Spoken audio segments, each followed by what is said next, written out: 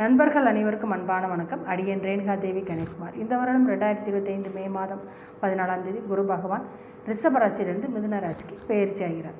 இது உங்களோட 10ஆம் இடம் கர்மஸ்தானம் அப்படிங்கிறதுனால குரு பகவான் அந்த 10ஆம் இடத்துக்கு வர்றதுனால உங்கள் வீட்டில் பெரியவங்க வயதானவங்க யாரும் இருந்தாங்கன்னா அவங்களுக்கு கர்மம் செய்யக்கூடிய நேரங்காலமும் உண்டு. தொழில் ஸ்தானம் அப்படிங்கிறதுனால தொழிலில் சில இடைஞ்சல்களும் சில தடுமாற்றங்களும் ஏற்பட்டு பின்பு அதுவே ஒரு நல்ல ஒரு திருப்பு முனையாக அமைஞ்சு உங்களுக்கு நல்ல விதமான தொழில் மாற்றத்தையுமே கொடுப்பார்.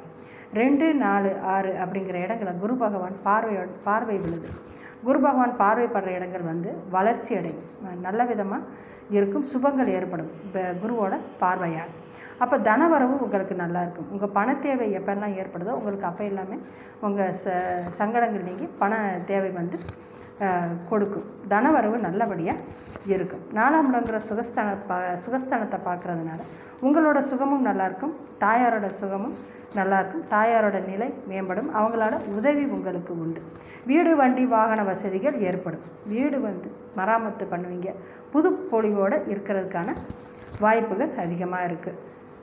6ஆம் இடத்தை பார்க்குறதுனால உங்கள் நோய் நொடி எல்லாமே நீங்கும். ஏதாவது ட்ரீட்மெண்ட்டில் இருந்தீங்கன்னா கூட அது எல்லாமே நிவர்த்தியாகும். கடன் தொல்லை நீங்கும்.